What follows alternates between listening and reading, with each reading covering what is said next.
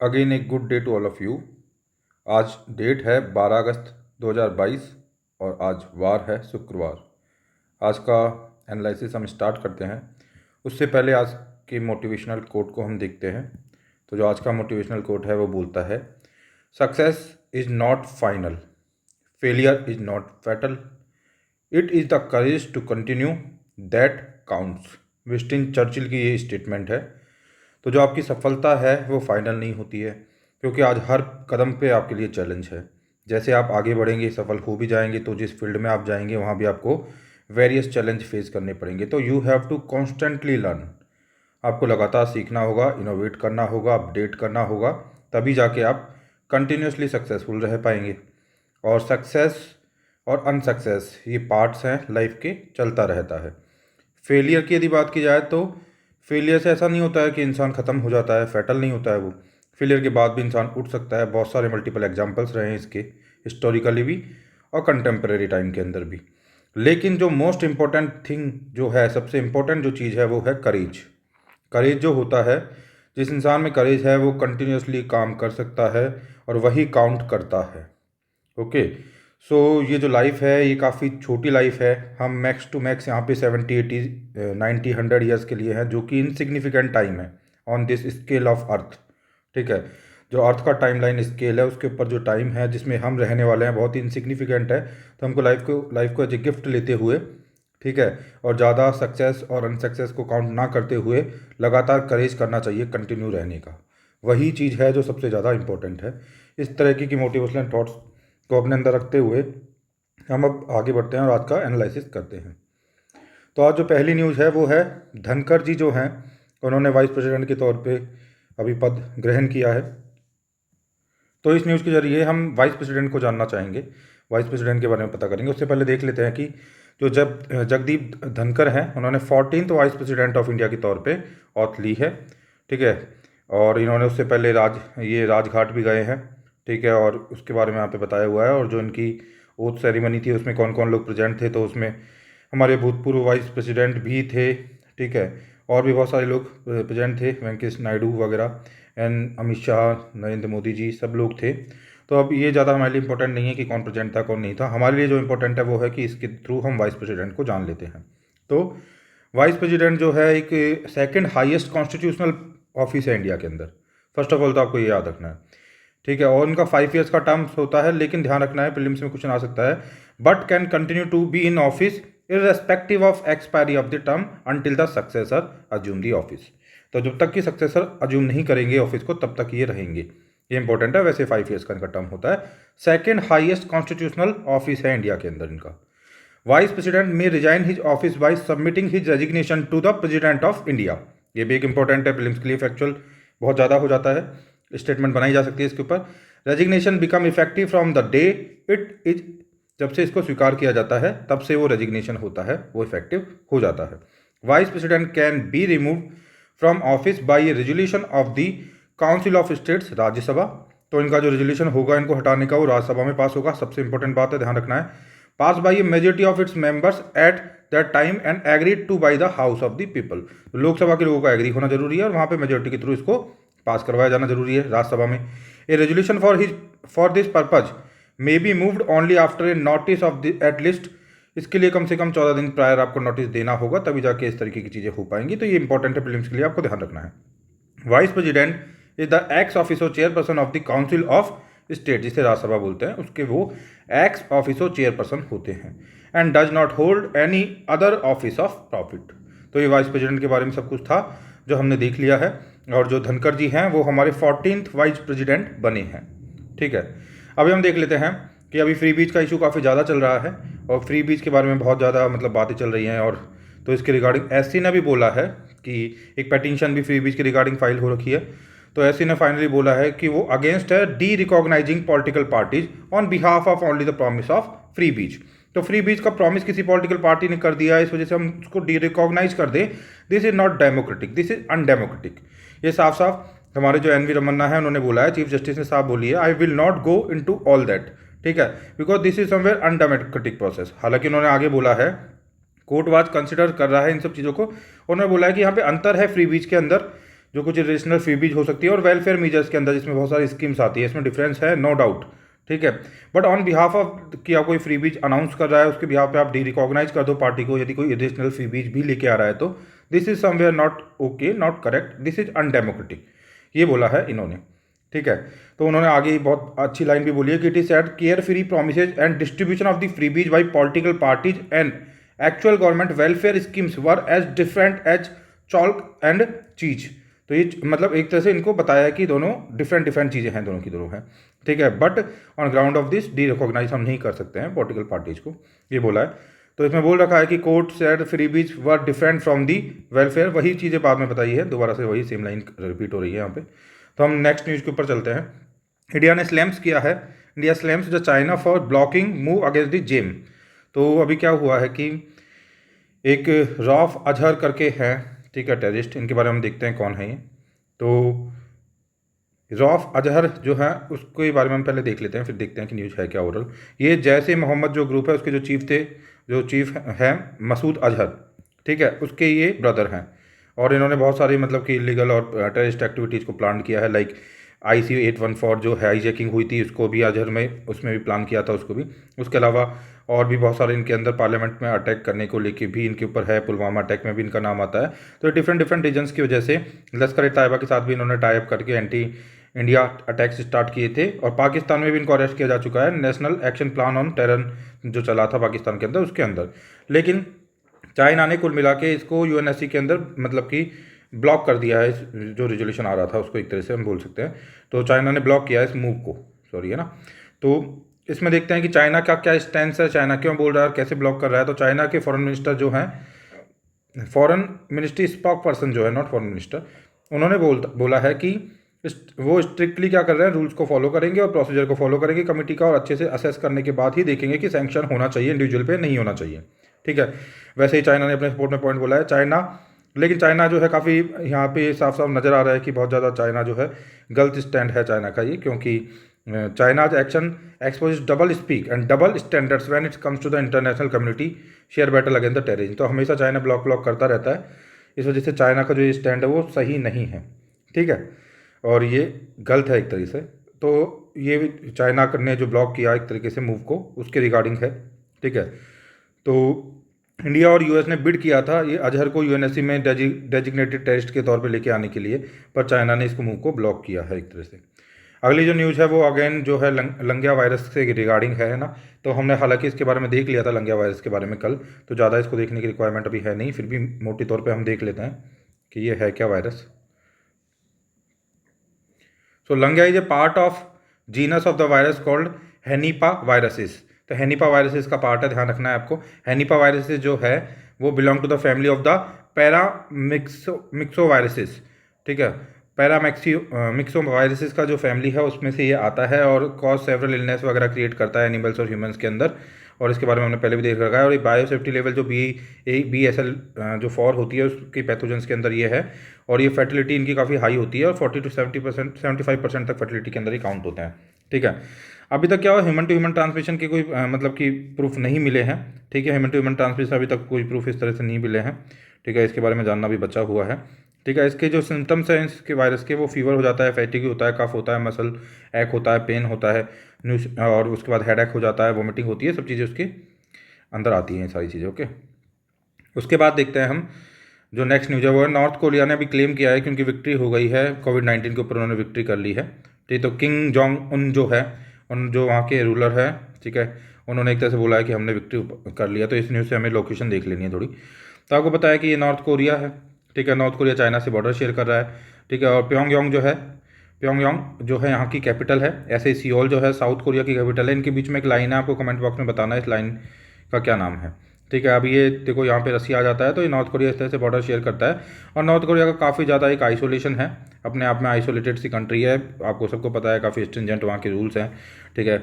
और काफ़ी हद तक चाइना से इनका ट्रेड रहता है, और चाइना इनके लिए काफ़ी सपोर्टिव रूप में आता है, और मैक्सिमम जो नॉर्थ कोरिया का ट्रेड है वो चाइना के साथ ही रहता है, ठीक है। तो ये नॉर्थ कोरिया की पोजीशन है, यहाँ पे आप देख सकते हो। और उसके बाद यहाँ पे सी ऑफ जापान है, यहाँ पे येलो सी है, ये साउथ कोरिया है, सियोल जो है साउथ कोरिया की कैपिटल है, और यहाँ इनकी कैपिटल ये दिख ही रही है, चाइना से ये बॉर्डर शेयर कर रहा है। तो इस तरह से नॉर्थ कोरिया का स्टेटस आप देख सकते हो, और ये बिल्कुल ऊपर आ रहा है, नो डाउट। ये जो आपकी ट्रॉपिक ऑफ कैंसर है उससे पूरी तरह से ऊपर है ये सब चीज़ें, ठीक है। यहाँ पे एक इंपॉर्टेंट लाइन ये है कि आपको ध्यान रखना है कि जो ट्रॉपिक ऑफ कैप्रिकॉर्न है इंडिया से गुजर रही है, लेकिन चाइना से भी गुजर रही है, क्योंकि चाइना काफ़ी नीचे तक आता है। तो इस चीज़ को आपको थोड़ा कंसिडर करते हुए चलना है, ठीक है। तो यहाँ से इस मैप के थ्रू हमने नॉर्थ कोरिया को थोड़ा जान लिया है। अब हम नेक्स्ट न्यूज़ के ऊपर चलते हैं कि चाइना ने मतलब एक तरह से सपोर्ट दिया है, 118 मिलियन का असिस्टेंस नेपाल को दिया है। हालांकि कोई ज़्यादा इंपॉर्टेंट ये न्यूज़ नहीं है BRI के सपोर्ट के अंदर, ठीक है। तो ये जो फॉरेन मिनिस्टर्स है, आई थिंक वांग वन जो खड़का है वो मिले हैं एक्चुअली में, और ये सपोर्ट की बात यहाँ पे हुई है। नेक्स्ट जो न्यूज़ है उसके ऊपर हम चलते हैं। तो अभी अनएम्प्लॉयमेंट का जो है काफ़ी ज़्यादा ये नेपाल के बारे में यदि बात की जाती है तो थोड़ा ध्यान रखना है कि अभी काफ़ी टाइम से जैसे जो कोहली थे उनका दौर जा चुका है, अभी नेपाल काफ़ी हद तक प्रो चाइना हो गया है। तो ये हम बोल सकते हैं कि इंडिया की जो डिप्लोमेटिक टाइज हैं नेपाल के साथ वो काफ़ी वीक हुई हैं अभी, और नेपाल का प्रो चाइना होना हमारा डिप्लोमेटिक लॉस है, और ये काफ़ी ज़्यादा अभी सपोर्ट चाइना की तरफ जा रहा है नेपाल का, जो कि इंडिया के लिए थोड़ा सा फॉरेन जो हमारी पॉलिसीज़ हैं उनके लिए थोड़ा कॉशियस होने की रिक्वायरमेंट है, ठीक है। और तो बस यही है। इसके बाद हम देखते हैं अगला, यूथ का जो अनएम्प्लॉयमेंट है वो डिक्लाइन कर रहा है। ILO ने अभी रिपोर्ट अपनी जारी की है, ठीक है। उसमें वही बोला है ILO ने कि काफ़ी ज़्यादा मतलब कोविड के बाद में भी, और सबसे ज़्यादा जो मतलब कि दिक्कत हो रही है एम्प्लॉयमेंट की, वो दिक्कत हो रही है यूथ को। और उसमें भी यूथ जो है एक 15 to 14 ईयर जो मतलब स्टार्टिंग फेज के अंदर जो यूथ है वो जो है काफ़ी ज़्यादा इसमें दिक्कत फेस कर रहा है अनएम्प्लॉयमेंट के अंदर। लेकिन काफ़ी हद तक ILO वगैरह ने सपोर्ट भी किया है हमारे बहुत सारे जो इंडिया के अंदर कंट्री के अंदर हमारे जहाँ पे जो मनरेगा वगैरह चल रहे हैं उसके रिगार्डिंग। तो मनरेगा की वजह से बोला है कि इंपॉर्टेंट रोल प्ले किया है मनरेगा ने एम्प्लॉयमेंट प्रोवाइड करने के अंदर, particularly for women, but also in the carbon sequestration में भी काफ़ी रोल रहा है मनरेगा का। तो इस वजह से ILO ने यहाँ पे इस चीज़ को प्रेज किया है इंडिया की को, कि इसकी वजह से कार्बन सिक्वेस्ट्रेशन भी हो रहा है, काफ़ी एम्प्लॉयमेंट भी मिल रहा है, और फीमेल्स की भी पोजीशन इससे मजबूत हो रही है, और काफ़ी बड़ा एक जो तबका है इंडिया का जो गाँवों में निवास करता है, जो कि भुखमरी से बेहाल हो सकता था, वो इसकी वजह से काफ़ी हद तक बच पा रहा है। तो इसको काफ़ी प्रेज किया है, ठीक है। इसी तरह से एक बात ये भी इन्होंने बोली है कि अभी जो काफ़ी हद तक लंबे टाइम तक जो क्लोजर ऑफ स्कूल रहा है, और 2 साल तक जो कोविड की वजह से स्कूल्स के ऊपर इम्पैक्ट हुआ, उससे बच्चों की जो लर्निंग स्किल्स है वो डाउन हुई है। और बताते हैं कि 92% जो चिल्ड्रंस है उनमें एवरेज लॉस्ट हुआ है at least one fundamental ability of language का, और 82% जो के अंदर लॉस्ट हुआ है one fundamental ability of mathematics का। तो काफ़ी बड़ा इसका एक रिpercussion देखने को मिल रहा है, जो कोविड के अंदर काफ़ी लंबे टाइम तक स्कूल्स बंद रही हैं। उसके बाद मनरेगा को प्रेज किया गया ही है। तो मनरेगा एक तरह से लाइफ सेविंग की तरह काम किया है मनरेगा ने हमारे इंडिया के लिए, तो इसको प्रेज किया गया है काफ़ी हद तक। तो ये ILO था। इसके रिगार्डिंग हम ILO के बारे में थोड़ा जान लेते हैं। तो आपको पता है कि इंटरनेशनल लेबर ऑर्गेनाइजेशन ILO है वो एक UN एजेंसी है, ठीक है। ट्राईपार्टाइट UN एजेंसी है, जो कि 1919 में बनी थी, 1919 से है। तो ये UN के फॉर्मेशन से पहले बना हुआ ऑर्गेनाइजेशन है। It brings together government employers and workers of 187 member states to set labour standards, develop policies and device programmes promoting decent work for all women and man. तो इस तरीके का इसका मतलब मैंडेट वगैरह है, और इसकी पूरी थीम वगैरह है। उसके बाद हम देख लेते हैं तो establish in 1990 by the treaty of the versus, जो वर्सलेस की ट्रीटी के साथ इसका जो फॉर्मेशन हुआ है, ये affiliated agency of the league of Nations है, ध्यान रखना है, ठीक है। लीग ऑफ नेशन जो हुआ करता था उसकी एफिलेटेड एजेंसी थी ये, ठीक है। Became the first affiliated specialise agency of the United Nations in 1946। 1946 में इसको फर्स्ट स्पेशलाइज एजेंसी बना दिया गया, affiliated bye United Nations in 1946, ध्यान रखना है इसको। इसका हेडक्वार्टर जिनेवा के अंदर स्विट्जरलैंड में है। फाउंडिंग उसका जो मिशन है वो मिशन बिल्कुल सिंपल है, social justice is essential to universal and lasting peace, promotes internationally recognise human and labour rights. और इन्होंने नोबेल पीस प्राइज़ को भी अचीव किया है इस ऑर्गेनाइजेशन ने 1969 में। रिसेंटली भी अभी किसी ऑर्गेनाइजेशन को नोबेल पीस प्राइज़ मिला है, आपको बताना है कमेंट बॉक्स में कि कौन सा ऑर्गेनाइजेशन था जो रिसेंट ईयर्स में जिसको कि पीस प्राइज़ मिला है, नोबेल पीस प्राइज़। अब देखते हैं हम जयराम रमेश जो हैं उन्होंने अपोज किया है किस चीज़ का, वाइल्ड लाइफ जो बिल है एक। तो कुछ वाइल्ड लाइफ अमेंडमेंट बिल आ रहे हैं लोकसभा के अंदर, लास्ट वीक में इसको मतलब पास किया गया है, फिर रखा गया था। तो उसमें जयराम रमेश जो हैं वो इसको मतलब कि अपोज कर रहे हैं। तो ये बिल है क्या और क्या साइट करता है ये बिल, तो इसको देख लेते हैं। उससे पहले हम देख लेते हैं कि हमारे यहाँ पे वाइल्ड लाइफ बिल्स वगैरह इन सब चीज़ की शुरुआत जब होती है इंदिरा गांधी के टाइम से 1972 से होती है, वो एक बहुत ही इंपॉर्टेंट ईयर माना जाता है, और इंडिया को वाइल्ड लाइफ प्रोटेक्शन वगैरह इसमें काफ़ी पॉजिटिव इमेज के साथ देखा जाता है, ठीक है। तो इसी में और प्रोएक्टिव होते हुए एक बिल लाया गया है। इस बिल के प्रोविजंस क्या है, तो पहली बात तो इसमें था कि बिल पास हो गया है लोकसभा से। इस बिल की प्रोविजंस है वो यही है, it was introduced in the Lok Sabha by minister of the environment forest and climate change के जो मिनिस्टर उन्होंने 17 दिसंबर 2021 को इसको पार्लियामेंट में टेबल किया था। It seeks to amend the wild life protection act 1972। The wild life protection act जो इंदिरा गांधी लेके आई थी, बहुत ज़्यादा इंपॉर्टेंट एक प्रोटेक्शन एक्ट था। उसके बाद एक अपने आप में दौर स्टार्ट हुआ और उसके बाद बहुत सारे मल्टीपल एक्ट्स आए हैं, एक चैन रिएक्शन रही है पूरी, ठीक है। उसके बाद बहुत सारे वाटर एक्ट और एयर एक्ट और different different kind of act. Then 1986 के अंदर आपका एनवायरनमेंट प्रोटेक्शन एक्ट, ठीक है, और बहुत ही ज़्यादा इंपॉर्टेंट लेजिस्लेशन जो रहा। उसके अलावा डिफरेंट डिफरेंट काइंड्स ऑफ मतलब प्रोटोकॉल्स को भी साइन करना, और 1992 वाला जो ये 2 जनवरी में जो सिनेरियो रहा था उसके साथ भी कनेक्ट अपने आप को करना। 2002 में बायोडाइवर्सिटी एक्ट को अपने अंदर लेके आना, ठीक है। तो ये सभी जो स्टैंडर्ड एक्ट बाद में आए वो उसका चैन रिएक्शन की स्टार्टिंग कहीं ना कहीं पे 1972 के अंदर हुई है, आपको ये ध्यान रखना है। तो ये बहुत इंपॉर्टेंट ईयर रहा है वाइल्ड लाइफ की तरफ, एनवायरनमेंट की तरफ सेंसिटिविटी को क्रिएट करने के लिए, ठीक है। तो वाइल्ड लाइफ प्रोटेक्शन एक्ट 1972 के अंदर कुछ अमेंडमेंट्स की बात चल रही है, ठीक है। तो the bill increase the species protected under law and implements of the CITES. तो साइट्स के अंदर जो स्पीसीज आती हैं, तो कुल मिला के जो ग्लोबल साइट्स है, ठीक है, उसको इम्प्लीमेंट करने के लिए, इफेक्टिवली इम्प्लीमेंट करने के लिए कुल मिला के अमेंडमेंट की बात चल रही है। तो साइट्स के बारे में आप जान लेते हैं कि साइट्स है क्या। CITES is an international agreement between government to ensure that international trade in specimens of the wild animals and plants does not threaten the survival of the species. तो मतलब जो ट्रेड वेड हो रहा है सब कुछ है ना, वो कभी भी सर्वाइवल स्पीसीज के आड़े ना आए, इसलिए एक्चुअली में साइट्स का फॉर्मेशन किया गया था। The convention requires countries to regulate the trade of all listed specimens through permits. तो जो स्पेसिमेंस जितने भी हैं उनका जो मतलब ट्रेड हो रहा है उसको परमिट्स के थ्रू रेगुलेट किया जाएगा। इलीगल ट्रेड ना हो, इलीगल ट्रेड को रोकने के लिए ही ये कन्वेंशन आया है, और इसी को और स्ट्रांगली इंप्लीमेंट करने के लिए इंडिया के अंदर कुल मिला के यहाँ पे अमेंडमेंट्स की बात चल रही है। It also seeks to regulate the position of live animals specimens. The bill seeks to implement the provision of the CITES. तो यही बात है इसमें, ठीक है। और देख लेते हैं थोड़ा सा जो बिल है उसमें क्या होगा, थोड़ा अथॉरिटी मतलब इसमें ज़्यादा मजबूत हो जाएगी इस बिल के अंदर। तो इस बिल में एक्चुअली में होगा क्या वो देख लेते हैं। The bill provides for the central government to designate a management authority. तो इसमें एक मैनेजमेंट अथॉरिटी की बात आ रही है जो कि क्या करेगी, ग्रांट करेगा एक्सपोर्ट और इंपोर्ट के लिए permit for trade off the specimens.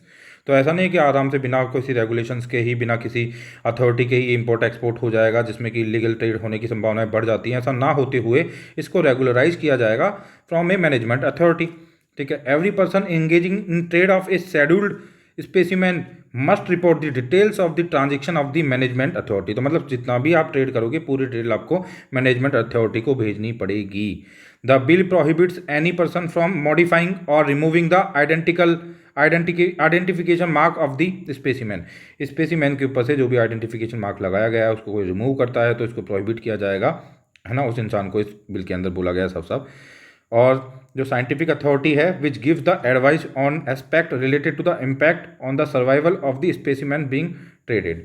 तो मतलब काफ़ी हद तक रेगुलराइजेशन, कंट्रोल, मैनेजमेंट और सब चीज़ों को काफ़ी हद तक स्ट्रिंजेंटली फॉलो करने के लिए बिल आया है, ताकि जो साइट्स के नॉर्म्स हैं उसको इफेक्टिवली इंप्लीमेंट किया जा सके हमारी कंट्री के अंदर, ठीक है। तो यही था इसके अंदर सब कुछ जो था।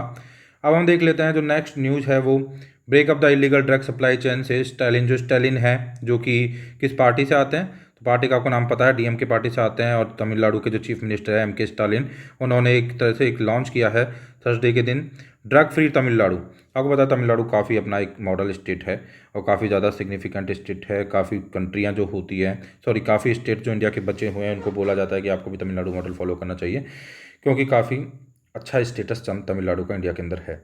विद फ्रॉम मतलब कि एवरी एंगल हम कह सकते हैं कि तमिलनाडु काफ़ी कंडीशन अच्छी है तमिलनाडु। तो वहीं पे जो सीएम है डीएमके के उन्होंने बोला है, उन्होंने लॉन्च किया ड्रग फ्री तमिलनाडु कैंपेन, क्योंकि काफ़ी ज़्यादा वहाँ पे ड्रग्स की वजह से 1625 people have been arrested in drug related cases हो चुका है और 50 करोड़ से ज़्यादा की प्रॉपर्टी जो है उनका फ्रोजन किया जा चुका है। तो इस वजह से काफ़ी ज़्यादा इस चीज़ सेंसिटिव हो गई है वहाँ पे। तो एमके स्टालिन ने drug free Tamil Nadu campaign launch किया है।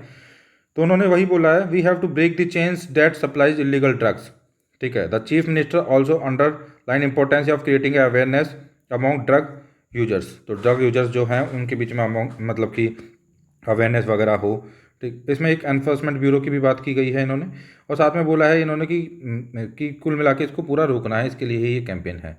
तो इसमें बहुत ही ज़्यादा इंपॉर्टेंट है, सिक्योरिटी के अंदर भी आ जाता है, इंटरनल सिक्योरिटी में भी आ जाएगा, और ये क्राइम ऑन जो टेररिज्म है जो आपका GS3 का पार्ट हो जाता है। ठीक है, तो इसमें हम देख लेते हैं कि है क्या, पूरा एक नेक्सस चलता है एक्चुअली में, सब चीज़ों का कंबाइंड वे होता है, जिससे कि टेररिस्ट फंडिंग वगैरह भी होती है। तो बहुत ज़्यादा एक कॉम्प्लेक्स और बहुत ज़्यादा एक खतरनाक इनके एक अपने अपने आप में एक लिंक होता है, जो कि कंट्री के लेवल पे बहुत ठीक नहीं है। तो यहाँ पे हम देखते हैं, तो काफ़ी इंपॉर्टेंट लाइन है, ये लाइनें काफ़ी इंपॉर्टेंट, आप अपने GS3 के आंसर के अंदर कहीं पे भी मेंशन को कर सकते हो, जहाँ पे भी crime on terrorism and organise crime वगैरह की जब बात आएगी। तो there is growing proximity between the organise criminals and terrorism due to the global war on terror. तो आपको पता होना चाहिए, लाइक जैसे कंट्री है अफगानिस्तान था, तो अफगानिस्तान में तालिबान है, तालिबान जो है वो भी इलीगल, या फिर हम बोल सकते हैं बहुत ज़्यादा है, वो इस तरीके के सब्सटेंसेज को सेल किया करता था। ठीक है, ड्रग्स वगैरह है ना, ओपीएम वगैरह, तो उससे वो काफ़ी ज़्यादा फंडिंग उनको मिलती थी, और उसके थ्रू वो फंड करते हैं आगे टेररिज्म को। तो ये बहुत ही चीप और बहुत ही सही इनके लिए बहुत ही चीप तरीका होता है कि इस तरीके की एक्टिविटीज़ में इन्वॉल्व होते हुए टेररिस्ट फंडिंग की जा सके, क्योंकि और तो बहुत माध्यम मिलेंगे नहीं। तो इस वजह से एक नेक्सस बन जाता है एक तरह से, जिसमें कि एक पूरा ऑर्गेनाइज क्राइम होता है, टेररिस्ट एक्टिविटीज़ बढ़ जाती हैं, और इस तरीके का जो पैसा होता है जो इस तरीके के ड्रग से निकलता है, उसको टेररिस्ट फंडिंग वगैरह में यूज में लिया जाता है। तो हम यहाँ पे देख रहे हैं, there is a growing proximity between the organise criminals and terrorism due to the global war on terror, forces of globalisation, tech growth and emergence of the hawala trading वगैरह सब कुछ होता है। तो नार्को ट्रेडिंग वगैरह के मेजर बिजनेस वगैरह हो रहे हैं, जिससे फंडिंग वगैरह के थ्रू ऑपरेशन चलाए जा रहे हैं कंट्री के अंदर, अलग अलग टाइप के टेररिस्ट एक्टिविटीज, ऑर्गेनाइज क्राइम वगैरह किए जा रहे हैं, इंटरनल सिक्योरिटीज़ के इशू भी क्रिएट हो रहे हैं। तो इस वजह से इस मिनेंस को रोकने की रिक्वायरमेंट है, और इसमें तमिलनाडु गवर्नमेंट काफ़ी अच्छे एक इनिशिएटिव के साथ, एक कैंपेन के साथ आई है। अब एक थोड़ा एक इम्पॉर्टेंट है कि अभी पीसा एक्ट के बारे में आपको पता है, काफ़ी फेमस एक एक्ट रहता है, जो कि पंचायती एक्सटेंशन इन शेड्यूल एरियाज करके एक्ट है। तो उसमें उसके रिगार्डिंग एक न्यूज़ रही है, उसको देख लेते हैं। Chhattisgarh has implemented the panchayat extension to the schedule areas और पीसा रूल्स 2022। तो पीसा रूल्स 2022 मतलब कि उन्होंने छत्तीसगढ़ ने इम्प्लीमेंट कर दिए हैं। Also recently A political party unveiled A 6 point guarantees for tribals including the strict implementation of the Panchayati extension वगैरह को लागू करने की वहाँ पे बात चल रही है। If extended provision of the panchayat part of जो आपका 9 में आता है 5th शेड्यूल एरियाज में, देयर तो वहाँ पे क्या होगा, ऐसी कंडीशन में जब वो लागू हो जाएगा वहाँ पर, these areas have a huge tribal population, it ensure self governance through gram sabhas village assemblies के through for people living in schedule areas. Background इसका क्या है कि 73 अमेंडमेंट हुआ था, आपको पता है 1992 के अंदर, उससे 3 टायर जो पंचायती राज व्यवस्था इंस्टीट्यूशनलाइज की गई थी, और उसके बाद में इस तरह से ये आर्टिकल इससे रिलेटेड हो जाता है, और यहाँ पे ग्राम सभा काफ़ी ज़्यादा अपर हैंड पे चली जाती है। ठीक है, तो ये सब कुछ बताया गया है यहाँ पे। और जो पीसा है वो काफ़ी ज़्यादा 1996 में एग्जिस्टेंस में आता है। ठीक है, और ये पंचायती राज एक्सटेंशन इन शेड्यूल एरिया करके जाना जाता है। तो ये सब पीसा के बारे में था। अभी छत्तीसगढ़ ने भी पीसा रूल 2022 जो हैं उनको इम्प्लीमेंट किया है एक तरह से। तो ये न्यूज़ थोड़ा इम्पोर्टेंट थी। अब प्लेसेज इन न्यूज़ में हम देख लेते हैं कि प्लेसेज इन न्यूज़ क्या है। ठीक है, तो प्लेसेज इन न्यूज़ में हम पहले देखेंगे न्यूज़ में क्यों है ये जगह। जैसे ट्यूनीशिया करके ये कंट्री है, तो ये ट्यूनीशिया जो है एक कंट्री है, छोटी सी कंट्री है। आपको पता हो तो अरब की जो क्रांति हुई थी वो भी यहीं से स्टार्ट हुई थी। ठीक है, यहाँ पे माउंट चैम्बी करके एक ये माउंट है, इसको भी आपको याद रखना है थोड़ा। एक जेबिल नेशनल पार्क यहाँ पे है, अल्जीरिया के पास में आता है ये। इस तरफ लीबिया है, यहाँ पे मेडिटेरियन सी है, और ये काफ़ी एक इम्पोर्टेंट छोटी सी कंट्री है अफ्रीका कंटिनेंट के अंदर। ठीक है, जो कि स्टार्टिंग में जब अरब की क्रांति आई थी तो उसमें इनका काफ़ी एक वाइटल रोल रहा था ट्यूनीशिया का, उसमें ट्यूनीशिया से ही वो स्टार्ट हुई थी। ठीक है, तो इसमें ये काफ़ी ज़्यादा न्यूज़ में क्यों है, turning the country back into a presidential system will institutionalise the one man reign of president. ठीक है, तो ये जो प्रेसिडेंशियल सिस्टम को इसमें दोबारा से बैक इनटू करने की इसमें बातें चल रही हैं। ठीक है, और इस वजह से ये थोड़ा सा न्यूज़ के अंदर है। ठीक है, उस पर constitution would raze whatever democratic gains Tunisia has made since. तो मतलब जब अरब रिवोल्यूशन आया, अरब की जब क्रांति आई एक तरह से हम बोल सकते हैं, तो उसके बाद जो काफ़ी ज़्यादा डेमोक्रेटिक वैल्यूज को गेन किया गया वो दोबारा से अब बैक फायर मतलब उल्टी जा रही हैं वो। ठीक है, रिवर्ट हो रही हैं वो, और ये काफ़ी डेमोक्रेटिक वैल्यूज वगैरह का लॉस है जो भी उन्होंने 10 साल 11 साल में गेन किया है वो वापस से बैक हो रहा है, वापस पीछे जा रहा है। तो ये एक अच्छी चीज़ नहीं है, इस वजह से ट्यूनीशिया काफ़ी न्यूज़ के अंदर है। तो इस तरह से मतलब हमने ट्यूनीशिया को जान लिया है, जो कि अफ्रीका की एक कंट्री है। तो आज यही इंपॉर्टेंट न्यूज़ थी जो हमने कवर कर ली है। तो आप इस चैनल को सब्सक्राइब कर सकते हैं, क्योंकि इस तरीके की इंपॉर्टेंट न्यूज़ के साथ हम आगे भी मिलते रहेंगे। धन्यवाद।